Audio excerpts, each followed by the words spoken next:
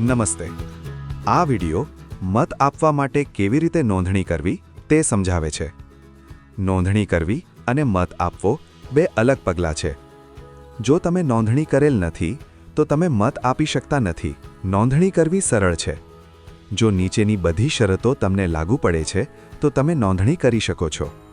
તમારી ઉંમર 14 વર્ષથી વધુ છે। તમારું કાર્ડિફમાં સરનામું છે। તમે બ્રિટિશ નાગરિક, આયરિશ નાગરિક, યુરોપિયન યુનિયનના નાગરિક, કોમનવેલ્થ દેશના નાગરિક અથવા લાયક વિદેશી નાગરિક છો। જો તમારી ઉંમર 16 વર્ષ કે તેથી વધુ છે તો તમે સ્થાનિક સરકાર અને સેનેટ ચૂંટણીમાં મત આપી શકો છો। જો તમારી ઉંમર 18 વર્ષ કે તેથી વધુ છે તો તમે રાષ્ટ્રીય ચૂંટણીમાં મત આપી શકો છો। નોંધણી કરવા માટે ફક્ત આ વેબસાઇટ પર જાઓ અને પગલાં અનુસરો। આમાં માત્ર 5 મિનિટ લાગે છે। તમે કોણ છો તે ભરો અને તમે ક્યાં રહો છો તે લખો અને ચિંતા ન કરો। નેશનલ ઇન્સ્યોરન્સ નંબર વગર પણ તમે નોંધણી કરી શકો છો, પરંતુ ઇલેક્ટોરલ સર્વિસીસ ટીમ તમારી ઓળખ માટે વધુ પુરાવા માંગી શકે છે। પ્રશ્નોના જવાબ આપવા મુશ્કેલી પડે છે? કોઈ સમસ્યા નથી। તમારું ઈમેલ સરનામું અથવા ફોન નંબર છોડો।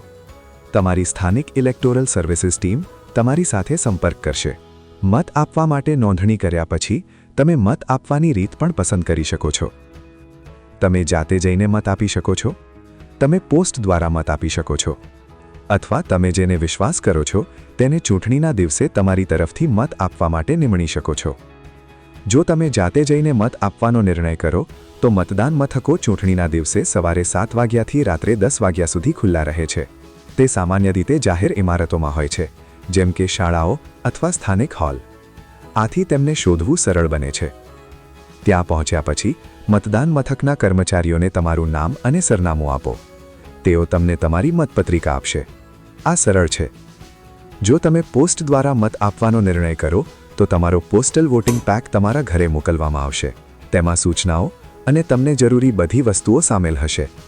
ફક્ત તેને ભરો અને પાછું પોસ્ટ કરો। તમને સ્ટેમ્પની પણ જરૂર નથી। અને જો તમને ખબર છે કે તમે ચૂંટણીના દિવસે હાજર ન રહી શકો તો તમે કોઈને તમારી તરફથી મત આપવા માટે નિમણી શકો છો। તમે જે પણ નિર્ણય લો, ઓનલાઈન જાઓ, ફોર્મ મેળવો, તે ભરો અને પાછા મોકલો। ચાલો આજે જ નોંધણી કરો અને તમે કેવી રીતે મત આપવા માંગો છો તે પસંદ કરો।